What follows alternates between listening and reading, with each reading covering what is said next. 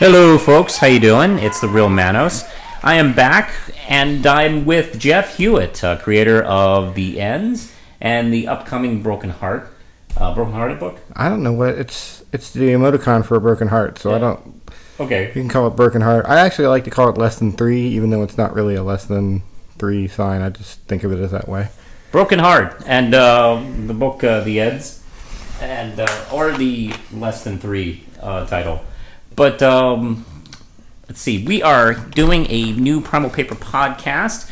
Sorry we haven't been doing the show for a little while. We got busy. Yeah, stuff happens. And we are here, we're going to discuss a few things going on with Primal Paper Comics. We actually have some news to really report anyway. We have a bunch of books coming out. We do. We have books that just came out. Yeah. So let's talk about. Well, let's talk about. We just came off of the 2-day Virginia Comic Con. Cool. Let's talk about that first. Let's talk about that first. Okay. For those of you who don't know, Virginia Comic Con is in Richmond. It's done by these great guys who actually do 4 cons a year that are normally. The first few are just 1-day cons, and the last one in November is the big one. That's 2 days, and this is the first time I've done the 2-day con. This is the first time you've done it? It's the first time I've done it. Yeah. Okay. Yeah. And we had a great time. I enjoyed myself, but I know you did. Oh yeah, it was a fantastic time. Let's see. What would you like to? Well, let's see. So the headliners for the con were Rob Liefeld was the main attraction. I've heard of him. Yeah, we've talked about Rob, I think, in the past. I don't know if we've ever talked about him on the podcast. I don't think we've talked about him on the show. I was actually. I have to say that. I'm not a huge fan of his artwork, and I never really have been. I kind of enjoyed X-Force, but yeah. Where I think Liefeld does well is in character creation and maybe creation of overall plotting. But was never really a huge fan of Liefeld. Yeah. A lot of people like his work, and he's very popular in certain circles, but he also gets a lot of flack. The shoulder pads thing, not being able to draw feet or whatever. Yeah. But I have to say that I was pleasantly surprised by Mr. Liefeld. I wandered over and looked at his table and saw him chatting with fans, and he really looked like he was enjoying himself, and he was engaging with the fans. Yeah. Signed everything that was put in front of him. I think he charged to sign like a specific X-Force book. Might have either the first appearance of Deadpool or the first appearance of Cable or something like that. Yeah. And everything else he was signing free, and the man was signing stacks of books. Yeah. And he was. I actually took over a copy of X-Force number 3 that I have some fond memories of due to it was a book that a friend of mine from high school and I both liked.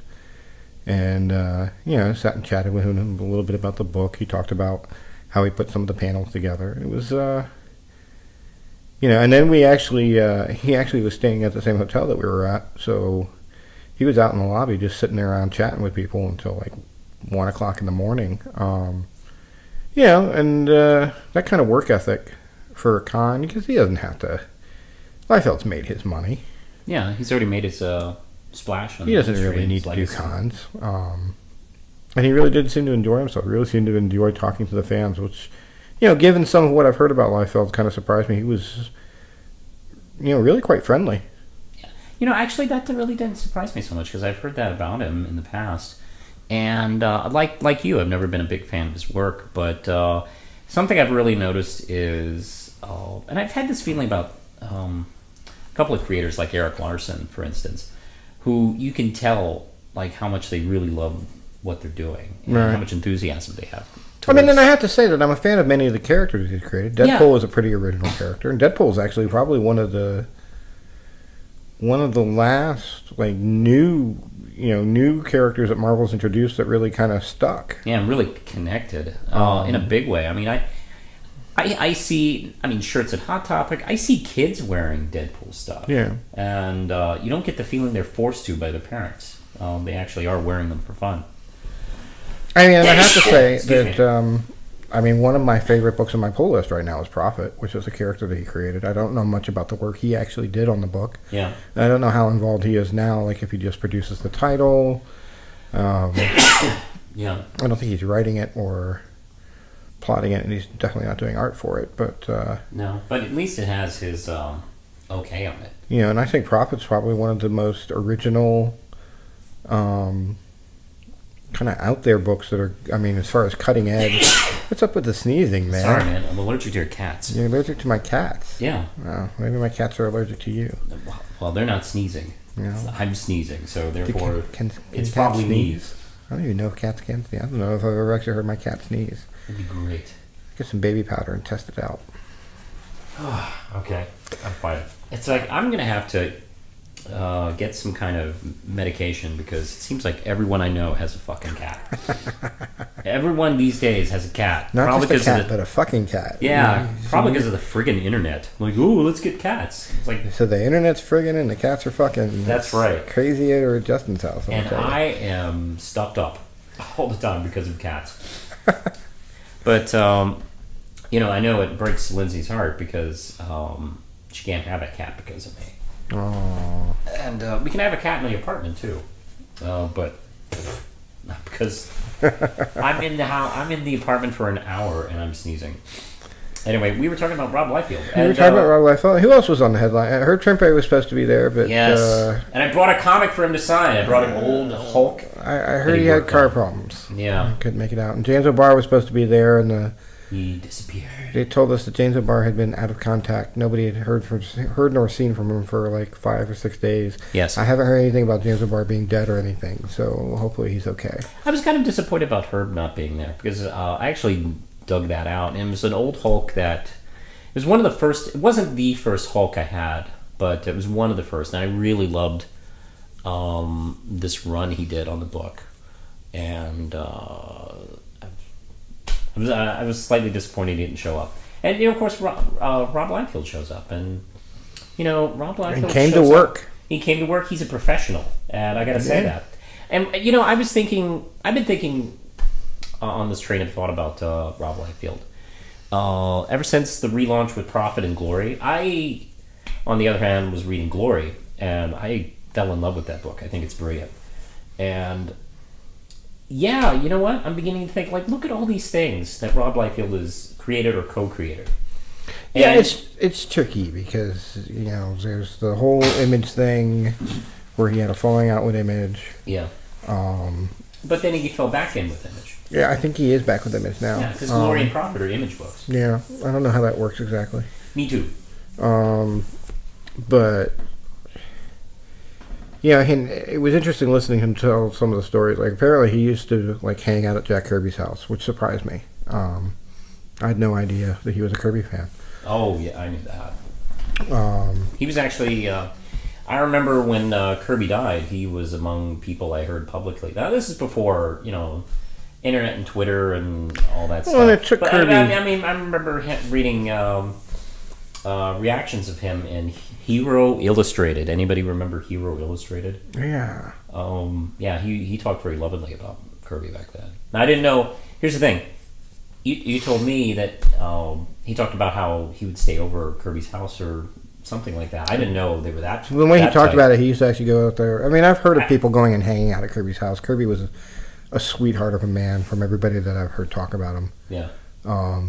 Until really you get on the subject of how much he didn't get paid Yeah.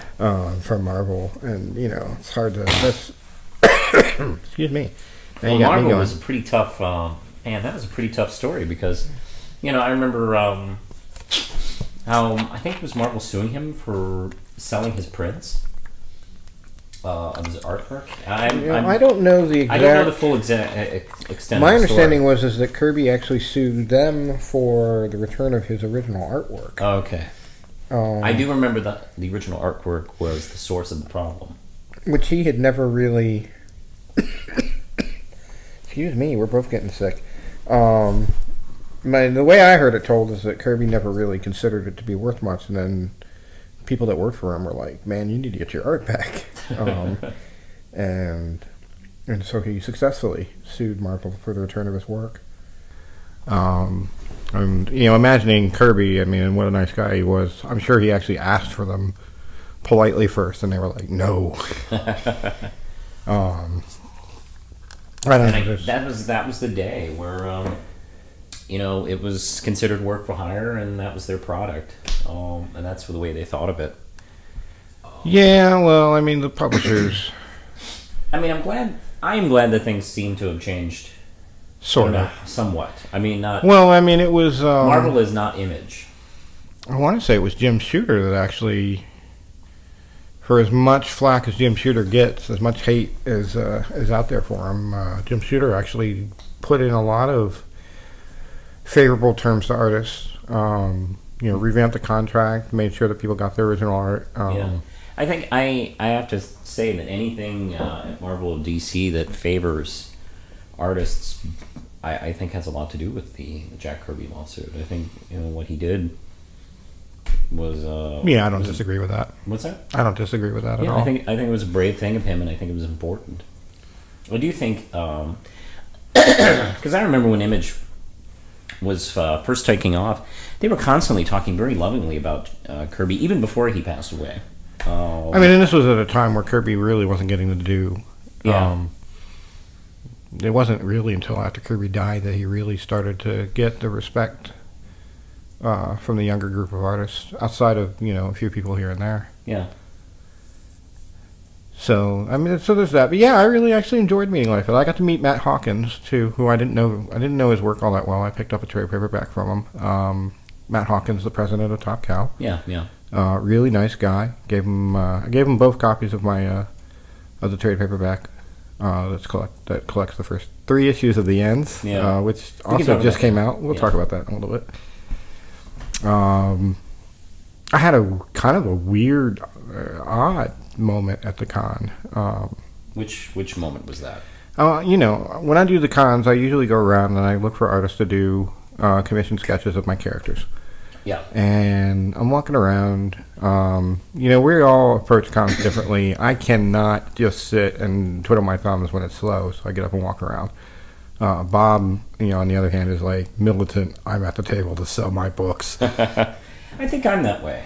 Yeah, you're better at it than I am. I just can't. I don't have that kind of focus. Well, because when I don't know, I don't like leaving the table very much. I feel like I'm going to miss something. Yeah, and I'm, I suffer from. I don't get to go to a lot of cons just as a fan. Yeah. So I like to take some fan time. Admittedly, I think both of us need to find some middle ground, because I think I do miss something when I'm not. Right. Yeah, when I'm just at the table, I don't get to talk to other creators or professionals as much. Yeah. But I don't know. I got to find a happy medium on that. But I was walking around. I heard somebody talking about some art that they had just gotten, and the guy was like, "You wouldn't believe what I got for $30." And I was like, "Hey, you mind if I take a look at what you got?" And he was like, "Oh yeah." And he shows it off, and it's this gorgeous sketch of Rick Grimes that was penciled and inked, full background, just a really nice sketch. And I was like, "Wow, who did that?" And he's like, "Oh, this guy over here is doing it." And I was like, "And it was $30?" And he was like, "Yeah." I was like, "Well, I'm going over there. I'm going to get him to draw one of my characters." And so I go over there and I talk to the guy, and I explain what I want. I show him, give him some references for the characters, and he's like, "All right, we'll come back." He was actually really busy at that point, so I ended up not actually finishing working out the details of the sketch until the next day. But while I'm talking to him, we wrap up our business. I pay the man, and I start to walk off, and I stop for a second. I'm like, "Man, I don't mean to be funny, but you seem really familiar to me." And he's like, "Huh?" And I was like, where are you from?" And he's like, "Oh, well, I'm from Virginia Beach." And I'm like, "Oh, well, I lived in Virginia Beach for quite some time. Where'd you go to school?" And he was like, "Oh, I went to Princess Anne High School." I was like, "Really?" I was like, and I looked at the guy and I looked at his name and I was like, "Dude, I went to high school with you." And he was like, "Well, who are you?" "I'm Jeff Yoder." He was like, looked at me and like peered through the ages, through the horrible damage that growing old has done to me. And he's like, dude! It was just, I hadn't seen him in like 25 years. Apparently he joined the Army. He was in the Army, but he was in the military. I don't know for sure that it was the Army. Military branch of some sort. And at some point met Robert Kirkman, and Robert Kirkman offered him a job when he got out, and he's drawing for Image Comics. He's the artist on Manifest Destiny. Guy's name is Matt Roberts. Cool guy. Very good artist. Fantastic art. He did a series called Battle Pope for a while too. Oh, yeah. Yeah, I'm familiar with Battle Pope. Yeah, it was just, I mean, and it's Is just... he the creator of Battle Pope, or did he work on the book? I honestly don't know. I think he drew the book. I don't know if he was the creator. Okay. But, just what are the odds of running into somebody who you haven't seen in 25 years at a con, and, the guy's doing comic books. I mean... That's crazy. And doing good comic books, actually. I just looked at Manifest. I'd heard about it, but I hadn't looked at it. But the art's fantastic. Wow. So that was our con. What else do we have going on? Vince, we can talk a little bit about what's going on with Primal Paper. Yeah. Let's see. Yeah, Vince is never here, so let's talk a little bit about his work. Vince is the writer and creator and artist on The Legend of Willpower. That's how Vince likes to say it. The Legend of Willpower. Usually when he's there and I'm introducing our books, I like to actually get up to the point of talking about Willpower, and then I have Vince like, okay, Vince, chime in. what's it called? And I stand back. I don't know if you noticed that. I do that a lot. Yeah, he's very expressive. Well, let's see. Lots of things going on in the Powerverse. First off, Legend of Willpower 5 came out. Yes. And it's very good. And it's quite a good. beautiful color cover. And what is Willpower 5? Is it Willpower? Is it $3.99 or $2.99 still? It's $3. I think it's $3.99 now. Yeah, it's $3.99. It had to go up with the price. Yeah. And then, of course, first time in print, I believe, is the Action Pack one shot. Yes, the Action Pack one shot is in print, and it's in color. It's in stunning color. Oh, It it looks looks so amazing. good. It actually is beautiful. It's the Aurora Borealis of comics. It's very pretty. Yeah.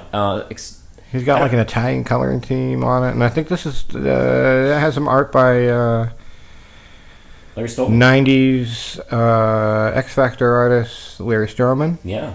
Whose work I like a lot. Yeah. I think he's highly underrated. I think he's an interesting artist. Yeah, I think he suffered from. I think some of his '90s work suffered from some bad inking, but Oh, that's a lot. there are a lot of his books. I read that book back in that period and enjoyed it quite a bit. I even have the first issue of Tribe, actually. And what do we got going on with Red Knight going on right now? Red Knight. Well, Red Knight 7 is in production. It's about to come out in January. It's currently being lettered, right? Currently being lettered. Yeah. Oh, I'm very excited. It's written by me as usual. JC Grande is back doing the art. And I also have a really cool cover by Shiloh Penfield. She's back doing the cover. She was the cover artist and artist for issue 6. And let's see, she does this wonderful piece. It's actually the first time we see Tom McClane without his mask off. With his mask off in color. To find out what color his hair is. That's right, because I had a lot of people telling me they thought it was blonde for some reason. Right. I never understood why. They struck him. He struck It him seems as like blonde. JC's been pretty busy lately. He's been on a doing- number of books. I've been seeing his work all over the place. And he always delivers on time. That guy's a machine. Actually, he is. I'm actually, since I've never met him in person, I'm not totally unconvinced. He He might be. might be a He might be a robot. cybernetic device. That's right. He's the Matrix. I can. I don't know about that. But he's extremely talented and fast, and He is very talented. incredibly dependable. He's amazing. And then you had an event recently. You had a fundraising event. Did have a fundraising event because ever since day one, people have been asking me when is the trade coming out, and finally the trade is coming out. Finally, I'm doing a trade of the first 3 issues. The first story arc, which is called "The Knight Without a Sword," it's coming out in color, colored by our very own Forrester. That's right. And I've seen some of the color pages for this, and it looks really good. This book was meant to be in color. I think so, and Forrester is doing some amazing work. It's the coloring effects he's doing, and the lighting effects just looks amazing. Yeah. There's some panels that just look beautiful, and like the one I've been really excited about is the panel where Pop Girl is being blown through a wall. Right, right. God, I love that Oh, panel. that's so good, yeah. I've always liked that panel anyway. I So always your fundraiser was successful? It was. I did it on Indiegogo, and it was pretty successful. I did 100 over of what I was asking for. I've already paid a few of the artists, and I'm going to use the rest for the printing. And what all is going to be in this that you wouldn't get by just buying the first 3 issues? Well, Johnny, I got of course the book in color. I'm actually probably going to re-letter it as well with Lindsay, and the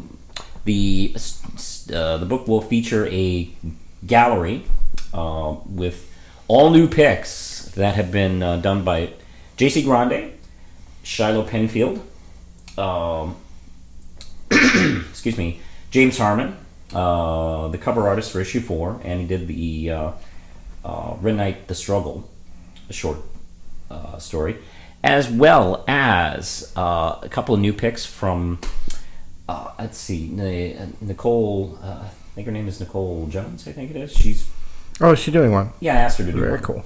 And Did I do one for you? What's that? Did I do one for you? No. Do you want one? I thought I did one for you. There's still time. I could have sworn I actually gave you a... Let's go back and look. I think I gave you one. Okay. Oh, we'll have to check. It might not have been good enough. You might have been like, this sucks. I'm not putting it in there. And let's see, Mandy Anders, who does this online comic that I think is really good, called The Book of Nosferatu. Oh, yeah. I've She seen sent that. me a really cool one. So it's this beautiful pic of Mr. Bird. All right. And also, Mr. Bird's the villain from issue 6. Also, I got a introduction from Captain Logan from Geekvolution. Oh, He's nice. been very nice about it, and I asked him to do. He actually told me he was really excited to do it. He was like, "I'm excited to have you do it." Very cool. So I can't wait to read that. Logan's been a big supporter of Primal Paper. He is. Geekvolution has been a good friend Yeah. to Primal Paper. Most definitely. And then I know we've got work is being done on a one-shot that's a Western format. It's going to be a Western anthology. Yeah, that was Forrester's idea. Yeah, Primal Western. Yes. And it's going to be done in a prestige format. I think it's going to be around 40 pages. Yeah, whatever it ends up coming I out think to. so. At the time, it could change. I'm still actually working on my story for that. I have finished my script. I'm going to add a narration to it, but otherwise it's done. At this moment, I actually haven't chosen the artist to work on it with me yet, so I'm still considering a couple of artists who I think are terrific to do it. I've actually liked the character I wrote about so much. I may do another story with her. Actually, what are you kind of toying around with? Well, I know that Bob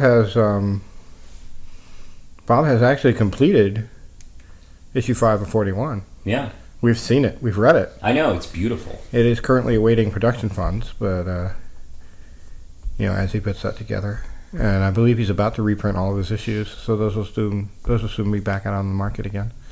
That's true. All you fans have been hearing about 41 all this time can finally get a new chance to check it out. Plus issue 5, which, trust me, is amazing. Yeah, it's a fun issue.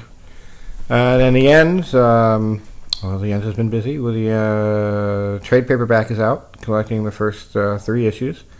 I am not doing reprints of single issues, so once things go out of print, they're going to be moving into trade. The trade is not in color because The Ends has been conceived of and will continue to be a black and white book until a very specific point in its inception. But I did redo all the covers. All the Hero Machine covers have been redone. And then I actually collected all the Hero Machine covers and included them in their own little gallery at the back. And It looks really I good. added a little who's who for the characters and things like that. And it's an all new cover, kind of recreating the original cover in the current style that I'm doing the covers in, the more photorealistic kind of painted digital art. What else? The Ends issue. What issue am I on now? Oh, Issue 9, I think, 9 right? is Yeah. about to come out. You're rocking. Which is in the middle of the Balanced Stew story arc. So that's going along, and then I have a new book coming out that's not really going to be on any sort of schedule. It's kind of when I get them done. The title of the book is The Emoticon for a Broken Heart. So it's like a left bracket and a slash and then a 3. I think of it in my head as less than 3, although that doesn't really make any sense. But and less than 3 is it's going to be a romance book, bad romance. Isn't that song? Yeah, that's a Lady Gaga song. Yeah. Bad romance. It's. I think the title is something. A comic book for the terminally dumped. It's going to be Broken Heart Stories. Kind of harkening back to there was a time when not all of the comic books were superhero comic books. We had westerns, and there were sci-fi comic books, and there were actually romance comic books back in the 40s, 50s, and 60s. And the genre kind of it's interesting to me because some of what Marvel did, and nobody really talks about this, but some of what Marvel did that made them successful back in the early days was that they kind of subsumed the romance books into the storylines of their superhero characters. Yeah, like Patsy Walker was a... Millie the Model, Patsy Walker. Yeah. The titles, I think of it as true romance. But those storylines became became kind of absorbed by the storylines of the characters like the Fantastic Four, Spider-Man. They kind of co-opted what was going on in that world. As those comics didn't really, that kind of genre didn't really cease to exist. It just became absorbed by the superhero genre. Yeah. And I'm looking to do something that's not about superheroes, and is maybe a little bit more. I come from a poetry background, so I get to kind of flex that muscle a little bit with it. I'm looking at using a couple different artists for the book. It'll be an anthology format. So each issue will have 4 or 5 stories in it. They're like little vignettes. So it'll be, and it's going to be in color. It'll be in color in a prestige format. So, keep an ear out for all you Primal Paper fans. Keep an ear out for when that's going to come out. Because it is something that's very different from anything else that Primal Paper has done up to this point. Yeah, I think I'll be honest, all our first... I shouldn't say that. A lot of our first instincts were doing superhero books. I know mine was. Oh, yeah. But... the end is very much a superhero, sort of. It is for the most part. It's your superhero book. It's not so superheroes. But I think a good number of us have a lot of non-comic... Well, excuse me. We have a lot of non-superhero comics in us. It's just, Red Knight is, my priority, my main comic book inspiration. But, I have some stuff I would like to do. But right now the funding isn't there. I know you have, and you've already gotten started on it. Yeah, and there is, we're an independent comic book company, and we're all self-financed. We really have to, we have to watch the budget on this stuff. It's difficult for us to do every book that we would like to do. I would love to do something like Matt Fraction is doing right now. My phone just went off. Yeah. My brother just texted me, man, they killed off Herschel. Who the hell is Herschel? Is that a Walking Dead character? It is. Man, he's like a year behind. Spoiler! Do you think we should go through and bleep that out? Is there anybody that hasn't seen that cares? It's fine. Whatever. My brother, I swear. It's all on Twitter. So we talk about superheroes in comics. Alan Moore. Yes. Who I pretty much, I worship at the altar of His Satanic Majesty, yes. Alan Moore. I'm familiar with that because every time somebody says shit about Alan Moore, whatever he said, your immediate defense is always he wrote Watchmen. Yes, he did. When you write Watchmen, you can shut up. Alan's getting up there, and I'm not. I don't know. I think to some degree, Alan. Well, let's talk about what he said. Alan Moore. I can tell you're a little annoyed by what he said. Alan Moore was interviewed in The Guardian, I guess about a week ago. Let me see here. Yeah, Yeah, about a week ago, a week and a half ago. Alan Moore, and this is what he had to say. And I don't know the context. I don't know the context of how the question was asked, or what prompted this from him. But Alan Moore said, I hate superheroes. I think they're abominations. They don't mean what they used to mean. They were originally in the hands of writers who would actively expand the imagination of their 9 to 13-year-old audience. That was completely what they were meant to do, and they were doing it excellently. These days, superhero comics think the audience is certainly not 9 to 13. It's nothing to do with them. It's an audience largely of 30, 40, 50, 60-year-old men, usually men. Someone came up with the term graphic novel. These readers latched onto it. They were simply interested in a way that they could validate their continued love of Green Lantern or Spider-Man without appearing in some way emotionally subnormal. That's bolded. Without appearing in some way emotionally subnormal. This is a significant rump of the superhero-addicted, mainstream-addicted audience. I don't think the superhero stands for anything good. I think it's rather an alarming sign if we got audiences of adults going to see the Avengers movie and delighting in concepts and characters meant to entertain the 12-year-old boys of the 50s. Wow. Yeah. Defend that. I think... I don't even know where to start. Alan... Yeah, and I'm going to preface this by saying that I adore Alan Moore's work. As do I. I think he's brilliant. Alan Moore does not adore us, and probably never really has. The man has long had a problematic relationship with his fan base. He was certainly happy to make his career writing about superheroes. And there's a lot of people that will get on the fuck Alan Moore bandwagon. No, he's still a vibrant writer. I just read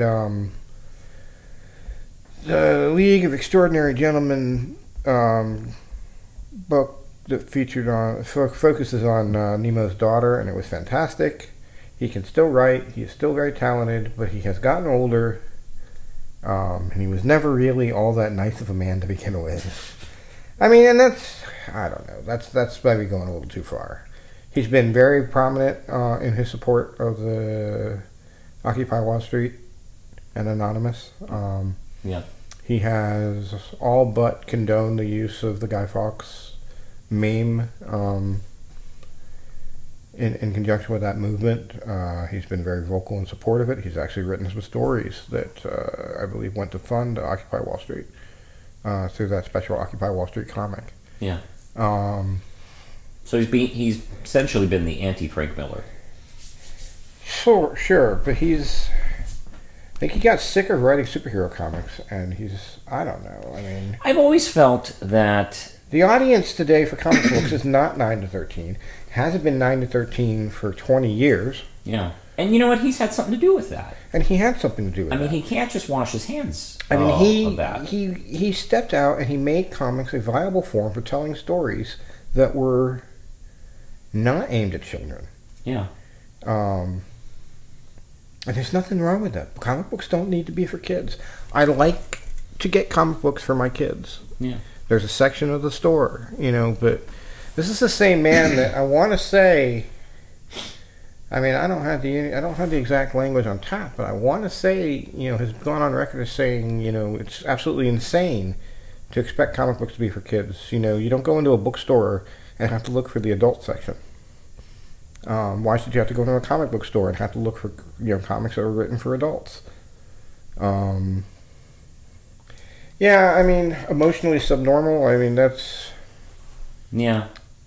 Are we emotionally subnormal if we like stories about the Knights of the Round Table, or these characters, or like the which is really or like the characters that he's been writing about, League of Extraordinary Gentlemen, who are very much like superhero archetypes. But he, it's funny. He has helped develop and grow the art form of comic books, particularly superheroes. And it's why I'm hesitant to really say a whole lot against Alan Moore. Well, no, look. You and I both both agree he's brilliant. His place in history is. And Well, when you're can't Alan argue. Moore, You can't argue. when his you've place in done what history. he's done, you can say what the fuck you want to say. Yeah. And I don't necessarily agree. I don't agree. But you with it. can't- I don't think that you're emotionally subnormal if you But just dig because- superhero stories. Yeah, but just because I think that's just ridiculously broad, and it sounds like something. sounds like Somebody, something Alan Moore would say. no, it sounds like something someone would say who hasn't had anything to do with comics. It almost sounds like I mean, I don't know. calling people what subnormal or There is a something like that. subgenre of comic book writers, mostly British, Yeah. who despise the superhero genre. Garth Ennis has been very vocal. Oh, he doesn't like superheroes? I had no idea. Um, Maybe I should read like more of his superhero books. I really enjoyed The Boys. I thought it was actually in some ways very sweet. Which, if you've read the book, you might find an odd thing for me to say, but I think that there was a little bit of a sweetness to the book. I look. There's a lot of sweetness in Preacher, so I'm not surprised by that. But these Don't guys, forget, I'm a big fan. Don't forget when we talk about Garth Ennis. Don't forget, I'm a huge fan of Preacher. I and know you Hitman. are. I know you are. And I'm just done with his anti-superhero books yeah, I don't know.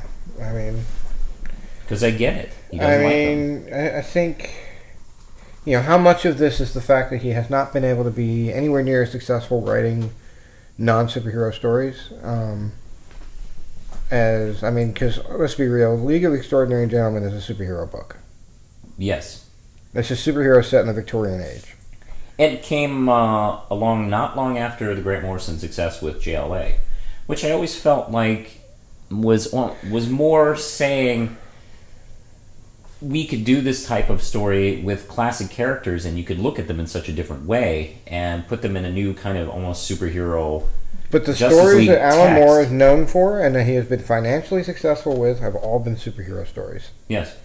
With the exception, I'm trying to think of a book that's come anywhere near the same level of popularity of his work on Watchmen. Swamp Thing. Killing Joke? Maybe From Hell. Yeah. Oh, yeah. The last V bit for of books that Vendetta. he did, which was like V. But what is V for Vendetta if not about a superhero? Yeah. He's essentially Batman. He's a political Batman. Yeah. Emotionally subnormal. I don't even know what that means.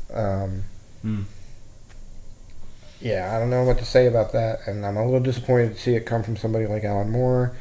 But it's not the first time that I've been a little bit disappointed with Alan Moore as far as things that he says to people in interviews. Well, as far as I'm concerned, it's great that he is still a fantastic writer. He hasn't really lost that.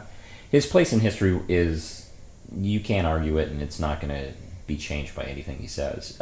It's okay to disagree with him. It's disappointing, I guess. These guys, and it's not just Alan Moore. There's a strong undercurrent. You and I work in the indie comics community. We actually recently got our, I have to call them actually. We recently got our books into Velocity Comics up from Richmond. And, one of the things I noticed is that there's a dearth of superhero titles on that indie rack. Yeah. It's not about superheroes there. The indie community is, likes to kind of thumb its nose at superheroes sometimes. And it's just another way of telling a story. And, no, I don't think you're emotionally stunted if you like the Avengers movie. It was, there are broad themes that deal with humanity and with the nature of struggle and conflict and overcoming obstacles to achieve a goal that are in all of these stories. And the superhero genre is a viable place to tell stories. Maybe I'm just, maybe I'm the sad sack 40-year-old man that can't get over his love of Spider-Man. Fine, fuck you, Alan.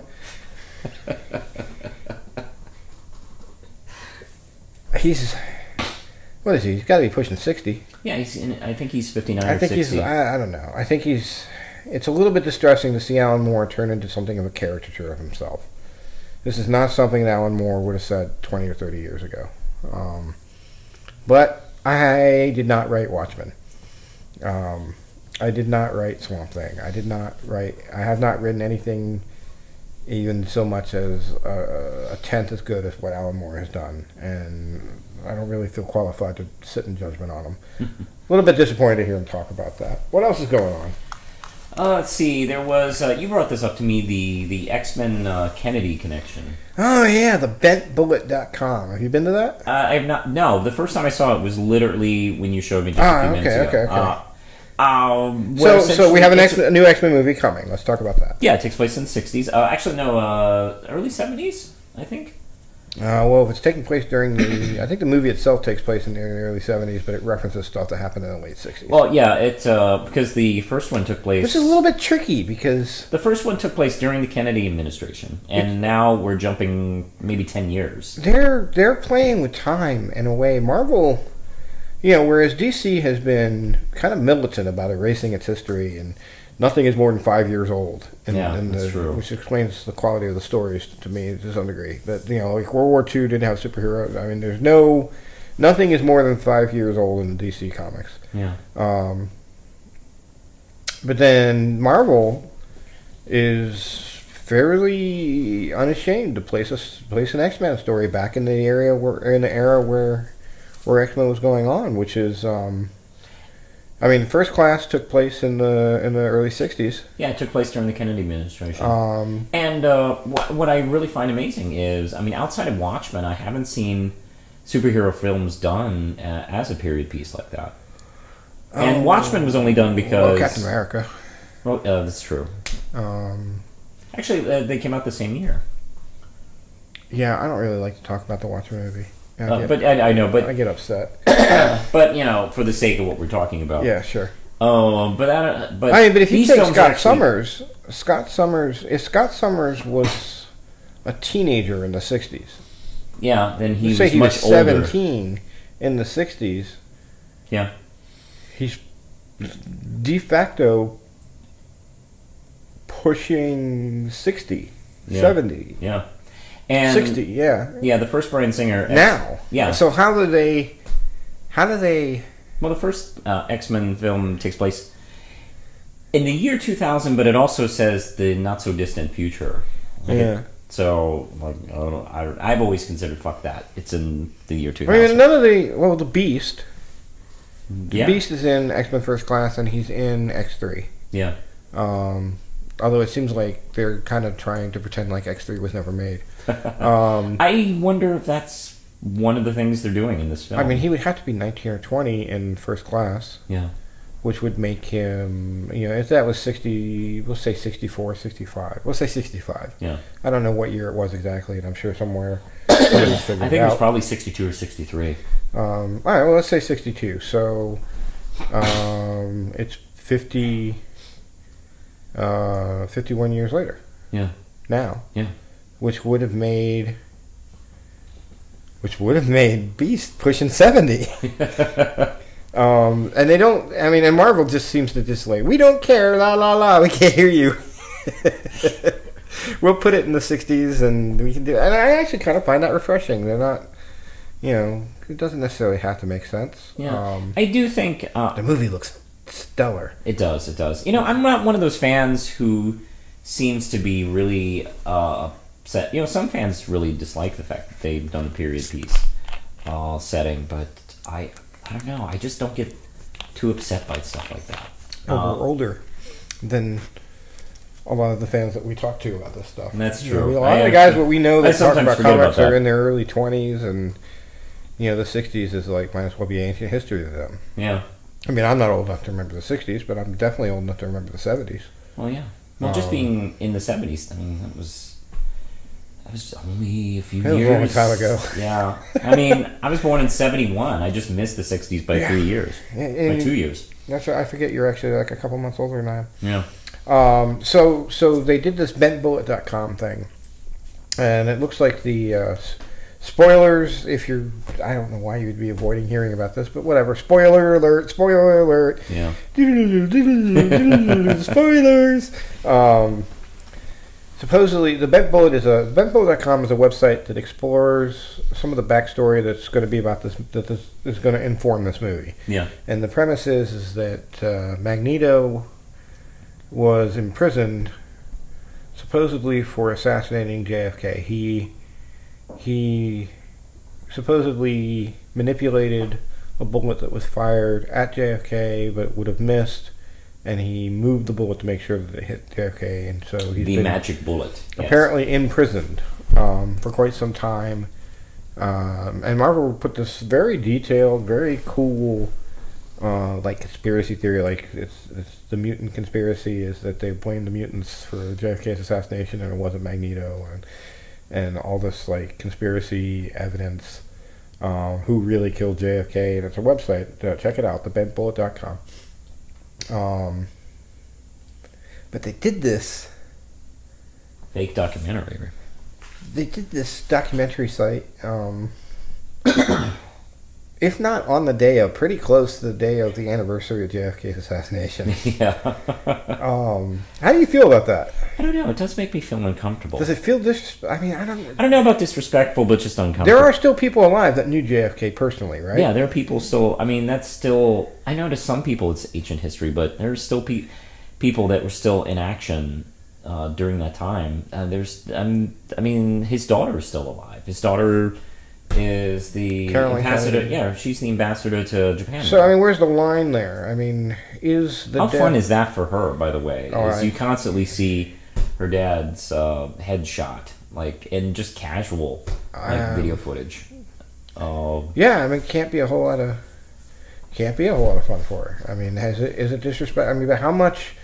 Is the Kennedy assassination far enough back in history that it's like talking about the Lincoln assassination? Mm-hmm. Is it fair game for pop art? I don't know. It's at a weird point in time where it is kind of iffy, frankly. I mean, to me, it makes me uncomfortable. It made me kind of go a little bit, and I was actually concerned because they had a video, and I was like, if I'm going to click on this video and see Kennedy's head snap back, I'm not going to be happy because I really don't want to see that again. Yeah. And they were tasteful enough not to show that. They didn't show the actual assassination stuff. Yeah. Good Lord, can you imagine if they'd done that? Like to advertise a PG-13 action fest film? I don't know. That would have been really bad. I wouldn't have really liked that. They did cross that line. And I guess, I mean, I don't know. I guess the Kennedy assassination is part of our history, and it's probably fair game, but it can't be comfortable. And it's something we're still discussing. Like, we're still like still arguing. 50 years everybody later, arguing about that Kennedy was killed by aliens. Actually, Magneto actually is just as valid as some any argument I've heard. Sure. I'll buy that for $1. But all in all, I'm really excited about the X-Men movie.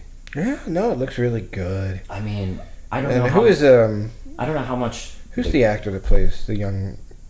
Fassbender? No, he plays the young Wolverine. Who's the actor that plays the young Xavier? Oh, I don't remember his name. He's really I always get him confused with James Spader, but it's not James Spader. He is not James Spader. James Spader is not young enough to be there. Look it up now. But he's quite good. He was actually in the film Wanted as well. I didn't actually see that. I saw 20 minutes of it. But what else is going on? What's his name? His name is X-Men First Class. Yeah. Please, in the comments section, don't go nuts. We're going to find out right now, so we will actually say the name. The comment section. Does anyone ever left? Yeah, I guess people have left. We've had, we'll be posting this and stuff. You're right. I'm just being. I don't know why. Oh, James McAvoy. Okay. McAvoy. James McAvoy. That makes sense. Okay, yeah. He's quite good. He's great. I mean, he looks really good in the trailer. I mean, the movie could end up sucking. Stranger things happen. What else? Also, by the way, X-Men fans, don't freak out if your favorite X-Men is only in the movie for a few minutes. It seems like this happens every X-Men movie. It does feel like they're kind of cramming a little bit. Yeah, well, to be honest, every X-Men film has felt like a little cramming. There are a lot of characters. How do you feel about the fact that one of the things that they're doing is kind of supplanting Kitty Pryde with Wolverine. In what way? Well, it's Wolverine that's coming back in time, and not Kitty Pryde. Yeah. I don't know. I know why they're choosing Wolverine. Because he's so popular. But Wolverine is not a guy I'd send back in time to fix things. Yeah, it does seem a little. We've all seen Age of Ultron, where that. Well, didn't work but out. supposedly he's much more mature and much more together. Well, I assume this will take place after the Wolverine film. Yeah. Well, they have a future storyline that's in the future. Yeah, so he's Hence, probably Days of Future Past. Yeah, so he's probably matured quite a bit. And one of the things that they talk about in the trailer, if I remember correctly, is that he's like he's much more calm now. Yeah. He's got a little bit of gray. You meds. can tell he's calm because he's got the gray in his temple. Yeah, that's a sign of his maturity calm. and wisdom. How does Wolverine age at all? I never really bought that. I was just actually reading. I was amused by this. I was reading a Warren Ellis book. I guess it was when he took over Astonishing X-Men, or it was a miniseries or something. Yeah. But the villain, one of the things he was fighting was effectively microwaving Wolverine. I was like, wow, that would be really effective, a way of fighting Wolverine, to microwave him. I never thought about that. That's an interesting idea, actually. Poor guy's had everything happen to him. What else is going on with movies with Marvel right now? Thor 2. I saw Thor. Yes, Thor 2, Electric Boogaloo. Came out. Is that what it's called? What's that? The Dark Boogaloo? The Dark Boogaloo. I really enjoyed it. I should have gone with that. I like Thor quite a bit. I liked it quite a bit. I agree. I love the movie. I actually did a review on and Chris Evans. Yeah. Chris Evans' cameo is Loki pretending to... Oh, it was so Isn't it funny. great? I know. I could tell Chris Evans loved every second of that. Yeah. Poking fun of this character. God, where to start? First off, I enjoyed it very much. I think the rapport between the main characters, I think, is really good and solid. I think this is the thing. I was just about to tell you before we started recording. One of the things I think is really impressive about the series is when they were going to do a Thor film, when they announced it, I was actually a little worried that one would actually be the most difficult in finding an audience out of the main Marvel books. Right. Because, Thor sometimes, hasn't really appealed, to the masses all the time. So I was a little worried about that, but it's actually become one of the more popular ones. And I think that has a lot to do with the relationship between Thor and Loki, really. That's what these two films are about. Oh, well, I think Loki has... I think that actor, I forget his name. Tom Hiddleston. Yeah, Hiddleston, that's right. I think that actor has just run with that part. Yeah. I'm willing to put him in that league of solid casting choices, like Christopher Reeve and Hugh Jackman and Linda Carter as the character. That really made that and Robert Downey Jr.'s Iron Man. One of those things that this project would not have been, without him. Yeah, no, I really enjoy the actor that plays Thor. I can't really imagine anybody else playing him. He's a really good, he's quite good. And I'm a huge fan of Anthony Hopkins, and having him in the part of Odin is great. What are you thinking about? Have you been watching S.H.I.E.L.D.? I watched the first about a month or and a half. I have not seen the last 2 episodes, so what have you thought of it? I'm a little behind thus far. I've been liking it. I think it's been very interesting, and I'm very curious to see. I have a big feeling that why Coulson is alive is going to be a very important story. Well, I haven't seen the last 2 episodes. Well, no, and they haven't really revealed any of it. They've hinted at they hint at it, and it's something that's really. Is there a horn? Yeah, that's a car alarm outside. Car alarm's going off. Just ignore that, gentle listeners. One of the big fan theories is that he's actually the Vision. Ooh. That he was never a human being. he was always like a life model decoy or something like that. And when he was killed in Avengers,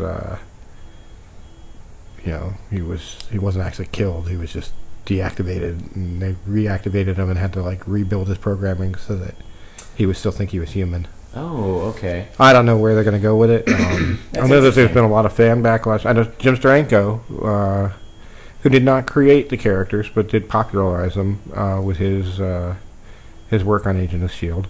Yeah. The original comic book, which was around in the late 60s? Yeah, during the psychedelic early era. 70s? He really brought that into the book. Was not a fan of the episodes that he talked about.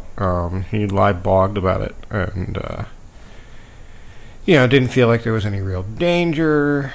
Felt like the characters were all kind of monochromatic. I don't know that I agree with that. One of the things I like about the show is we're looking at the universe of the Marvel Cinematic Films through a different eye. Well, yeah, here's the thing. With the exception of Firefly, Yeah. and to a lesser extent Buffy, Joss Whedon's TV shows take a little while to warm up. Mm-hmm. They just do. The last major series that he had, Dollhouse, Yeah. didn't really get good until the second season. Mm-hmm. And then it just didn't make it, unfortunately. Well, I was a little upset because when it actually started to become interesting, it got canceled. And I know, we hear grumblings from a lot of fans that are like, it's boring, the characters aren't likable. I don't know. It's not supposed to be about the superheroes. It's supposed to be about, the entire concept is about the inner workings of, the man on the street perspective of the Marvel Universe to some degree, and that interests me. But it doesn't interest everybody. And actually, this is the show I've been kind of expecting. I don't know what some fans have been expecting. I guess a lot of fans were expecting possibly Hero Week kind of scenario. Yeah, I think people were hoping for that, and I don't know that that's sustainable. I don't think so too. A weekly TV show budget. And plus, it's, I don't know, maybe not realistic that they run into a hero all the time. I like the idea that they're running into the problems that would occur in a superhero universe, not relating completely 100% to the superheroes. Like the cleanup episode they just did from the Thor 2 movie. Isn't the plot? I didn't see the episode yet, but isn't the plot? Oh, you have. Isn't the plot something to do with trying to clean up the mess from London? Yeah, a little bit. Okay, and what well, sort of. It really didn't actually have to be tied into the. It really could have been done at any point. I don't want to wreck it for you because you haven't seen it. Okay. So S.H.I.E.L.D. So the ratings dipped. Opened up with a 4.7 share among adults 18 to 49. Dipped to a 3.3, and then dropped to a 2.9, a 2.8, a 2.7, a 2.6, a 2.2. I'm sorry, a 2.5 and a 2.2.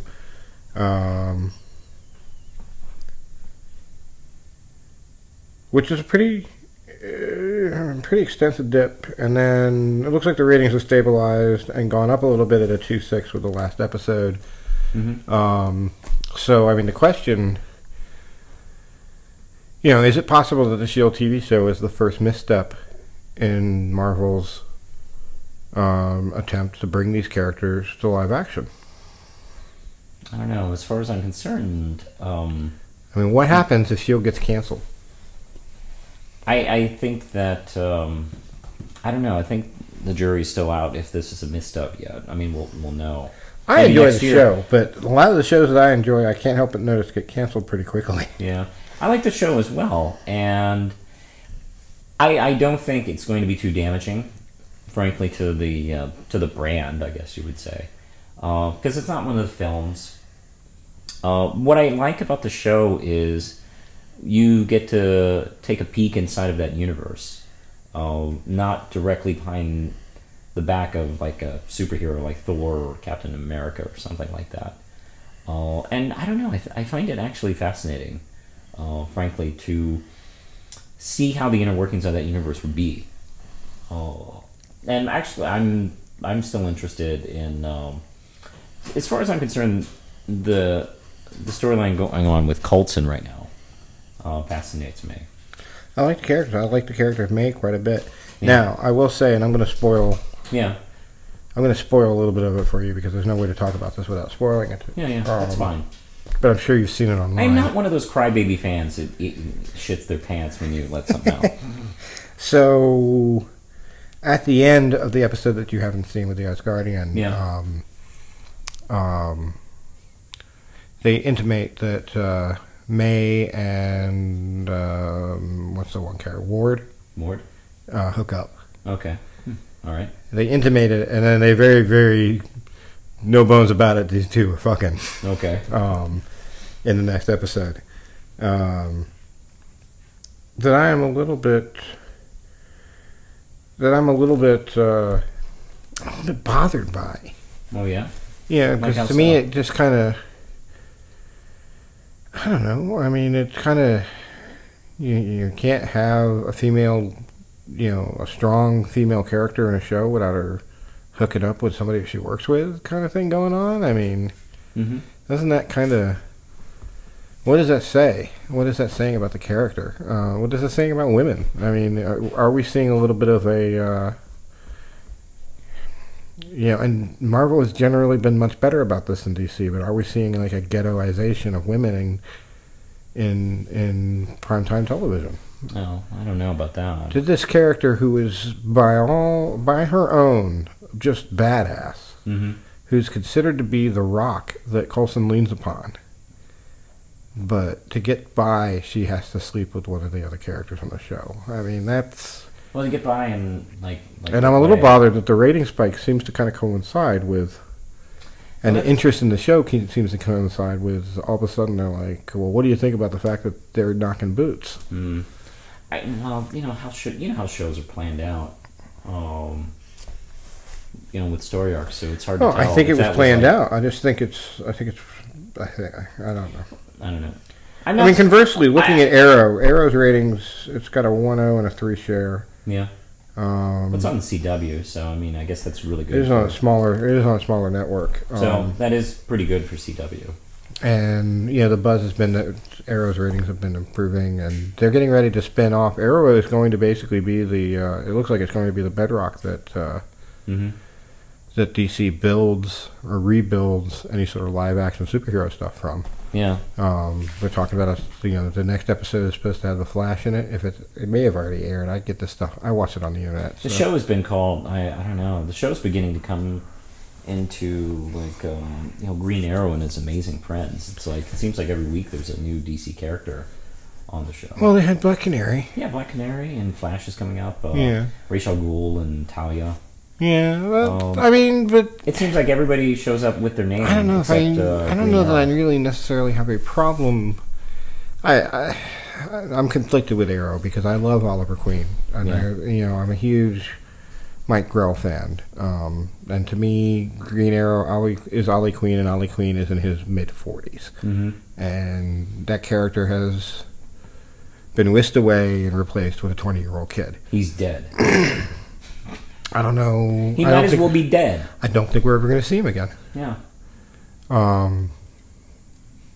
Which is shocking to me, too, because that's always been the character to me.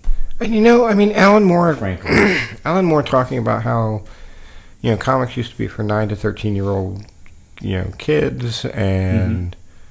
And, it's increasingly the realm of 30, 40, and 50-year-old men.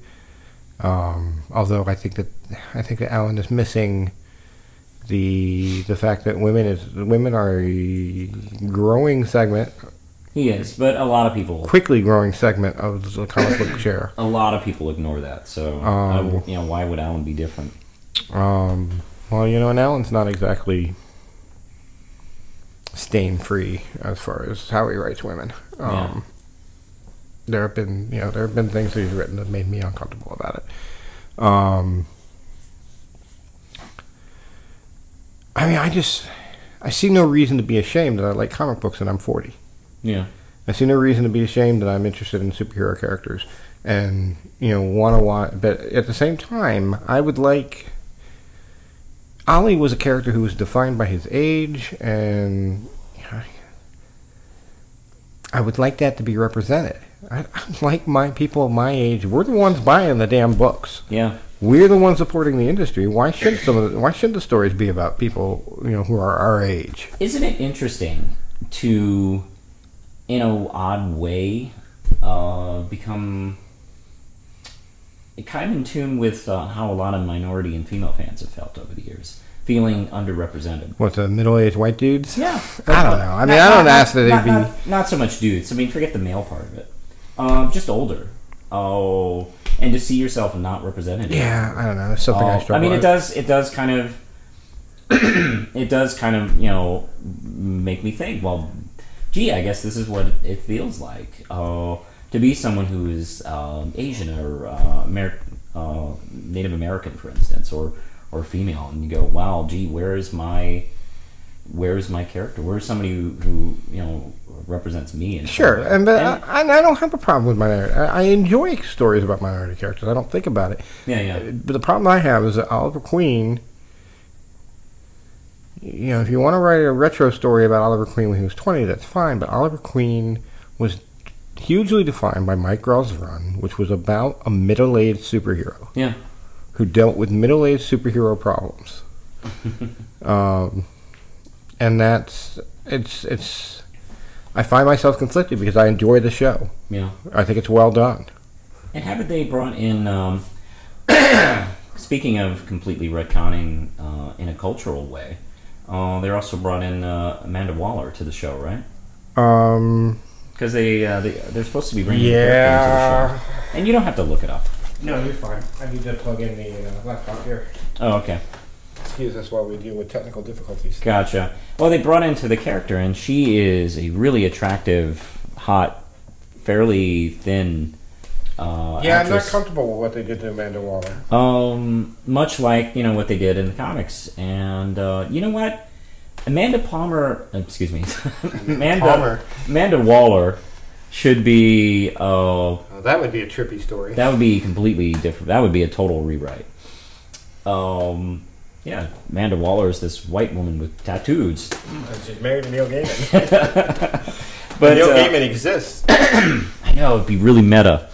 But, no, I mean, I'm sorry. Amanda Waller should be played by Queen Latifah, or a woman who looks like Queen Latifah. Well, and they don't, and because that's not sexy enough. I don't know. How much of that is the fault of the Arrow creators, and how much of that is the fault... I mean, because they retconned her in the books, right? They retconned her in the books, and that was 2 years ago. Yeah, no, I agree with you. I have a problem with that. And I do think that has something to do with it. It's too much of a coincidence. Because I don't understand why that's... people will make the argument like, oh, that's not appealing. It's like, or it's not realistic, which is a stupid argument I've heard people say. It's like, well... She's worked for like the last generation. Most people, and she's not an action character. Most people don't look like a 20-some-year-old actor or actress. Yeah, they're not model thin. Most people in this world, if you go to the Central Intelligence Agency, which is the real life component to whatever it is, what she work at, the D. Yeah. D something. I forget what the DOE. DOA? DOE. I think it's DOE. Whatever it is. It's never really caught on. It's not. I don't read. It's not exactly S.H.I.E.L.D. Mostly because of things like this. Yeah. I remember that it was the Bones character. Yeah. That ran. He still works. He still runs it. Did they give him skin? No. Does anybody understand? Does anybody know why he looks like that? I forget exactly. Well, yeah. If Mr. Bones was Miss Bones, he'd still have tits. Yeah, they'd find a way to go. And cleavage. Okay. We can pause. No. I'm just checking something. Okay. So. Yeah, so I mean that's enough about the television and the movies and stuff that's going on. What are you reading now? Let's get back to comics. Okay. Let's see. What I'm reading is what's your favorite book right now?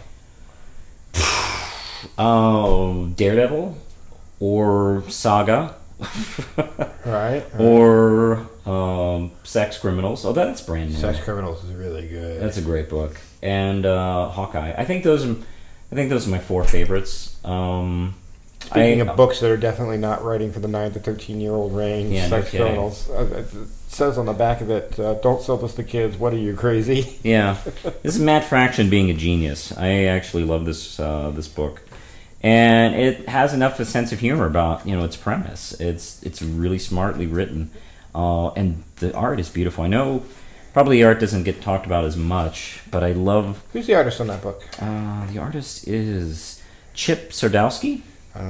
Not familiar with Mr. Zdarsky myself, but wow. Name sounds kind of vaguely familiar. It's really beautiful and has a nice cartoony feel to it.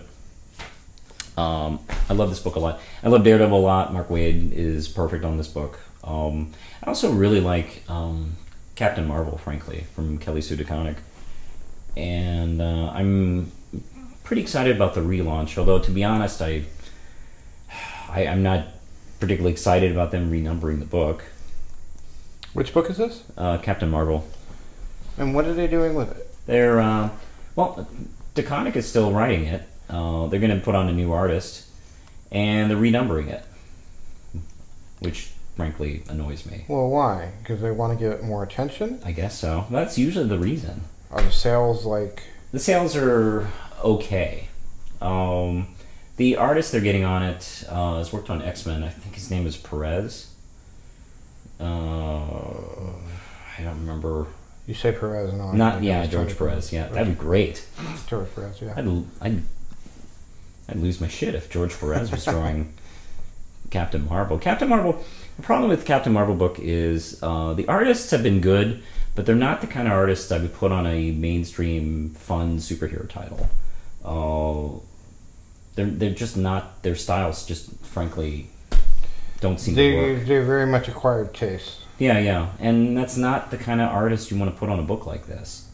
If you want to grow it, and if I know Marvel really wants this book to take off, well, those aren't the artists you put on them. They would really like Captain Marvel. It's no longer Ms. Marvel. Yeah. Chip Zdarsky is a Canadian comic book artist and a journalist. Oh wow! Ooh, fancy. Interesting. He was born Steve Murray, but is known by his fan base as Chip Zdarsky. I wonder why that is. Maybe it was his pen name. Been involved in the Toronto comic scene for the last decade. Worked on his own comics, Prison Funnies, and Monster Cops. Yada yada. He's a co-founder of the Royal Academy of Illustration and Design. I don't know his work all that well. I think this is the first thing I've really seen of his work. He's going to be doing an Invincible. I'm sorry. He was working on a book that was also done. Sex Criminals is really the first big work that he's done. I like the art quite a bit. Yeah. Oh, you know what? There's another Image title I like a lot. Lazarus from Greg Rucka. Okay. I'm not familiar with it. I think you'd really dig that book. Possibly. If you want, I'll loan you my copies. I think it's very, very good. Sandman Overture is out. Oh, yeah, that's right. It came out. What did you think of the first issue? I felt it was perfect for a comeback issue. To form. To be honest, it felt like it was just the next month after the Wake issue. Like we just waited 25 years for the new issue to come out. Yeah, it was just like, it's like Kevin Smith has been writing. Williams' artwork is phenomenal. It's like Kevin Smith. That's not right. Kevin's very busy smoking that weed and doing all those podcasts. And buying hockey shirts. And boning his hot wife. Yeah. But anyway, it just felt natural and didn't really feel like anything was uncomfortable. And yet managed to surprise and reveal something new about the character and the universe that it takes place in. Yes. That there is, they talked about the aspects of that the Endless were but aspects of these universal constants, but they never. I mean, they show you in the original Sandman, that Daniel replaces Morpheus. Yes. And that that this has happened once before with Despair, that Despair had been replaced. Mm-hmm. But they don't they never. They intimate that they intimated. Gaiman intimated in the original series that they had different aspects for different worlds. For instance, Martian Manhunter. Yes. When he sees Morpheus, he sees his version of Morpheus. And everybody kind of sees it, but but it was a little bit odd because you never see him dealing with other worlds in the run of the series. Morpheus, the Sandman, Dream of the Endless, is generally dealing with Earth.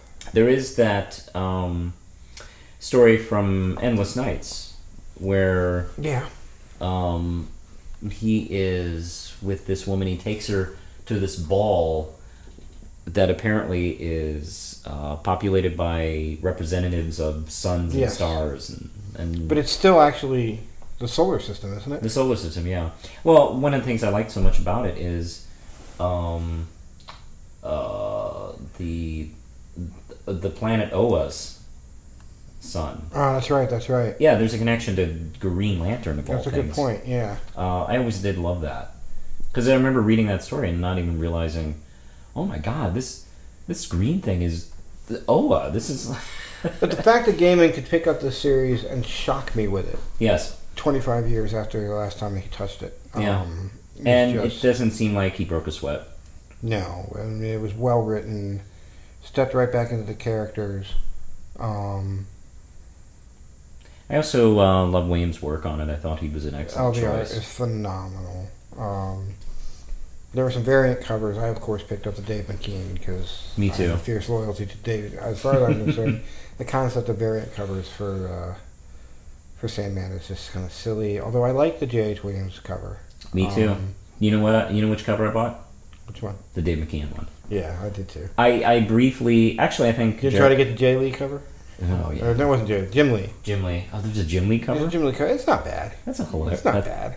That's hilarious. And you know he's a fan of the book. How Yeah. can you not be? Yeah. I momentarily thought about the J.H. Williams cover It's a pretty version cover. because it's beautiful. It is. But it's like, yeah, it Dave doesn't feel McKean right. is the cover artist for Sandman. And that's it. The end. Yeah.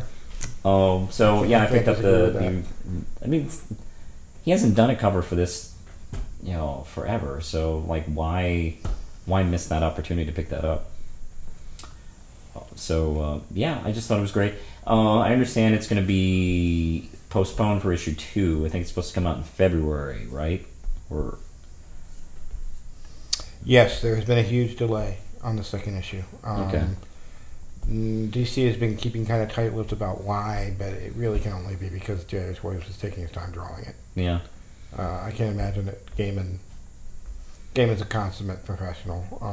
This is not. This is the guy who was able to take part in the 8 and 8 project. Yeah. I really can't imagine that it's because of Gaiman. Mm-hmm. And maybe then who knows? There may be some behind the scenes. Not like J.H. Williams' relationship with DC is the best it's ever been. Mm-hmm. Why? I'm sure it's totally cool right now. It's entirely possible that Gaiman might have had to flex some muscle to keep him on the project. Oh wow! Because after all, he did get the Sandman project before he quit Batwoman. Yeah. So and I haven't heard anything like that, but it's not. Just as far as raw conjecture from my part. I hope that has nothing to do with it. I hope that's not. J.H. Williams is so good. He's actually one of my. That said, if there was something like that, it's just it speaks to the kind of power that Gaiman holds in his hands over there that not many creators do anymore with DC. I was very concerned about DC screwing up Sandman. When I heard that they were going to do this, I was pretty certain that they would not be able to. I mean, they're not going to be able to New 52. One gets the impression that if there is an untouchable creator left at DC, Gaiman has to be it. Mm-hmm. And I hope that he continues to enjoy that status, because I would hate to see what they would do to his characters. Ugh, I could just see like a skinny Despair. That would be. She's all sexy. I think that would probably be. Oh, that's wrong. Well, I think think that just about wraps it up for us here tonight. Let's talk about the cons that we're doing. We've Sure. been working out our con schedule. So we're definitely looking at any of the VA Comic Cons. We're going to do those Yeah. because If- that's our community. Yeah, that's our people. If you go to the Richmond, Virginia Comic Cons, we're going to be there this year. There is some concern because Richmond Wizard World is moving into Richmond, Yeah. and we will likely do that show. I'm a little concerned that it may hurt the VA Comic Con scene some. Are they the same month or nearby each other? No idea. No, well, VA Comic Con hasn't actually announced the next dates. Okay. But it's, Richmond's not a big town. There's some questions in my mind as far as how many competing cons it could support. Although it does seem to have a pretty vibrant con community. There's Raven Con. There's Yeah. I believe as long as they don't take place too close to each other, Richmond kind of has its thing already. It has its fan base and has its people. It does have the advantage in that it is a show that is entirely devoted to comics. Yeah. It's not about movies. It's not about other properties. It's about comics. And also it takes place 4 times a year generally. So, they already have that going for them. Yeah. We will continue to support VA Comic Con for as long as they do Comic Cons. Yeah. And I hope that they continue to do it for many more years. But we will also probably do Wizard World, because how can we not do a Wizard World if it's right in our backyard? Yeah. As far as I'm concerned, the more comic conventions in Virginia, the better for me. So unless we have to travel. Yeah. So we're talking about Philly Comic Con. Yeah. Philly Wizard World. I have not done Philly comic convention since '94. Now, see, I went last year as a fan Yeah. and had a blast, and I'd love to do a table there. So we're going to work that out. I would love to do that. I think I told you when I went to Philadelphia Comic Con, that's when Peter David and Todd McFarlane had their debate. Oh, yeah. That was where I saw that. That was quite a show. Actually, I forgot. So Peter David maybe must... I don't want to say anything bad about it. Yeah. Anyway, yeah. They're both wonderful creators and blah, blah, blah. But it was... But I understand that Peter David kicked his ass, basically. It was pretty... Yeah. And actually, even Peter David knew it while he was doing it, so he actually pulled back. But it was quite a show. Tidewater Comic Con, April 12th, 2014. Yes. Right in our backyard. Well, really, it's our front yard. It's our yard. We're continuing to, look forward to that. We're talking about doing Awesome Con, I think, for the first time. Yeah, we got a leaflet for it, and In it looked DC. pretty impressive. Yeah. Yeah. Fair table prices. And we really want to do a show with, Bob Frantz of 41. Yeah, we haven't never done a get to show see with Bob. Because he moved. And he's one of the originators of Yeah. Primal One Paper of the Comics. core What we're doing right now has a lot to do with him. So we'd love to do a show with him. We just have to figure out, where, maybe the West Virginia show, or maybe we'll make the trip up for Columbus Con. I don't know. We'll see. All right.